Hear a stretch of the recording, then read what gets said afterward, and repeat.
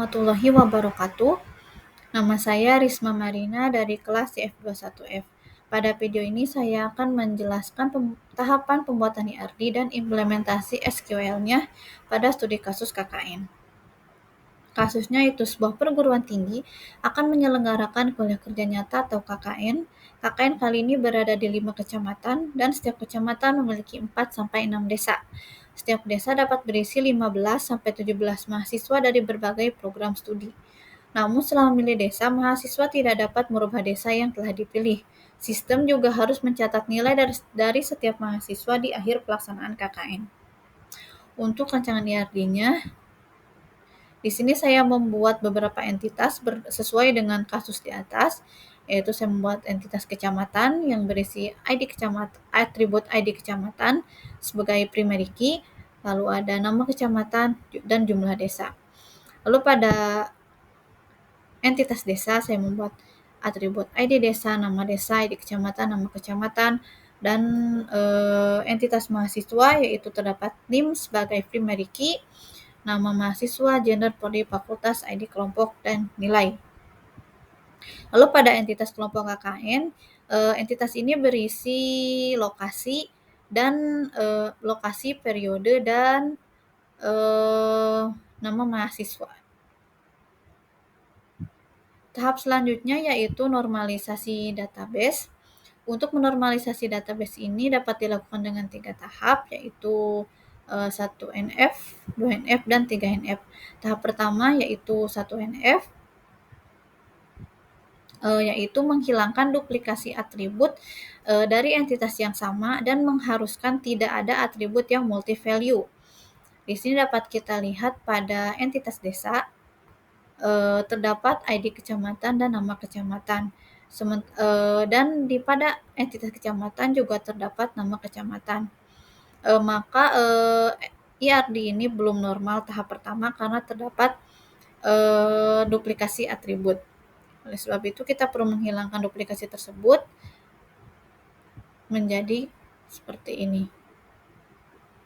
Apabila sudah memenuhi normalisasi tahap pertama, berlanjut ke tahap selanjutnya, tahap kedua, yaitu semua atribut bukan kunci memiliki dependensi sepenuhnya terhadap kunci primer. Artinya atribut hanya bergantung pada satu kunci primer. Contohnya dapat kita lihat pada entitas kelompok KKN. Entitas kelompok ini belum normal karena terdapat beberapa atribut mahasiswa yang bergantung pada key ID kelompok. Untuk menghilangkan fungsional dependensi ini dapat kita lakukan dengan membuat entitas baru, yaitu tabel kelompok mahasiswa yang berisi ID tag kelompok, ID kelompok, nomor anggota kelompok, dan NIM mahasiswa. Setelah memenuhi tahap kedua, ke tahap terakhir yaitu tahap ketiga. Di tahap ketiga ini diharuskan tidak ada ketergantungan transitif di mana atribut bukan kunci tergantung pada atribut bukan kunci lainnya. Dapat kita lihat pada entitas mahasiswa. Di sini terdapat atribut NIM, nama mahasiswa, gender, prodi, fakultas, dan nilai. Pada atribut fakultas, dia memiliki ketergantungan pada prodi, di mana prodi ini adalah sebuah atribut bukan kunci. Oleh sebab itu kita perlu menormalisasinya dengan cara membuat entitas baru, yaitu entitas prodi yang berisi prodi sebagai primary key dan nama fakultas. Untuk entitas nilai, di sini berisi ini mahasiswa, ID kelompok, dan nilai KKN. Artinya nilai ini dapat diisi apabila kelompok ID kelompok dan NIM-nya terpenuhi. Apabila sudah memenuhi tahap normalisasi yang ketiga, dapat kita langsung implementasikan ke bentuk SQL.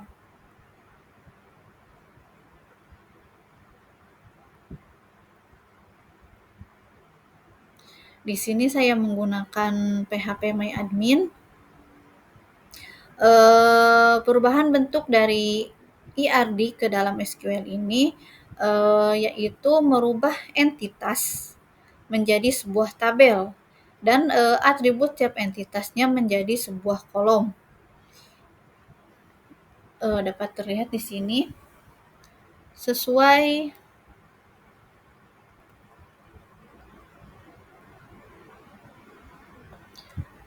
IRD yang telah kita normalisasi tadi.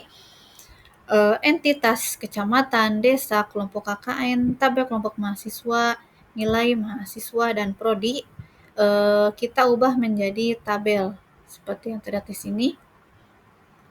Lalu pada setiap tabel berisi atribut dari entitas tadi. Kita coba lihat kecamatan. Di sini terlihat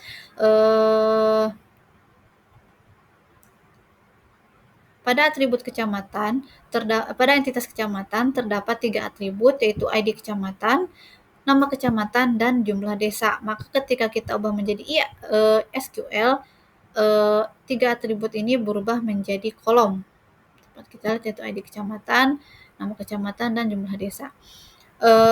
Untuk mendefinisikan primary key pada SQL ini ditandai dengan icon kunci emas. Ini berarti dia merupakan sebuah primary key. Lalu selanjutnya pada tabel kita lihat pada tabel desa.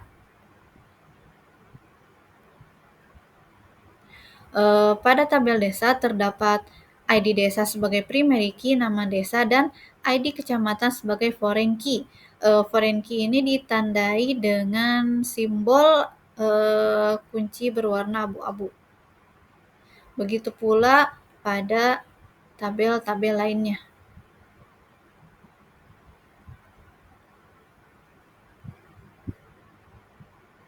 Selanjutnya kita coba mengisi datanya.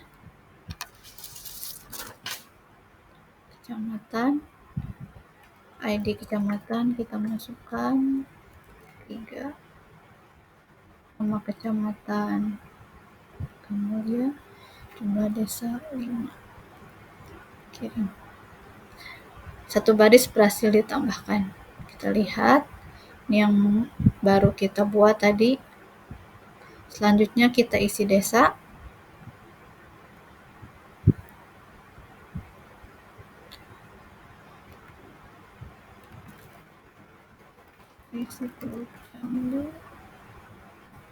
ID kecamatan kita pilih kecamatan 3, kirim.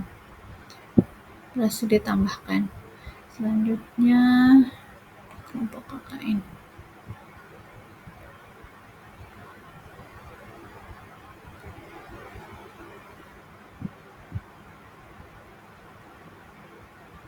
Kelompok 2 ID desa Teluk Jambe, periode, kirim. Lalu isi.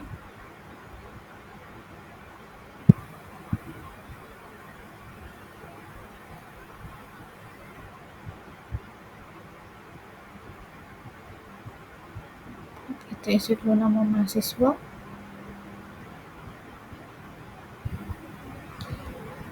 NIM kita ganti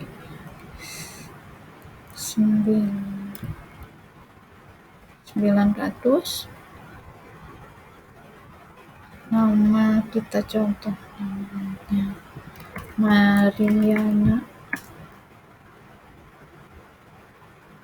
Mariana Julia. Gender perempuan, prodi teknik informatika. Kirim.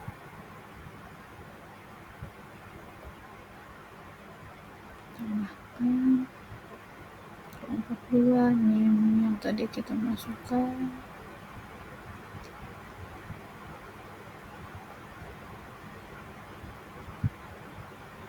Prodinya sudah terisi. Nilai kita tambahkan. NIM yang baru kita tambahkan. ID kelompok. 2. KKN-nya misalkan 98,98 aja. Ini isi dari tabel mahasiswa, tabel desa, kecamatan, kelompok KKN, mahasiswa.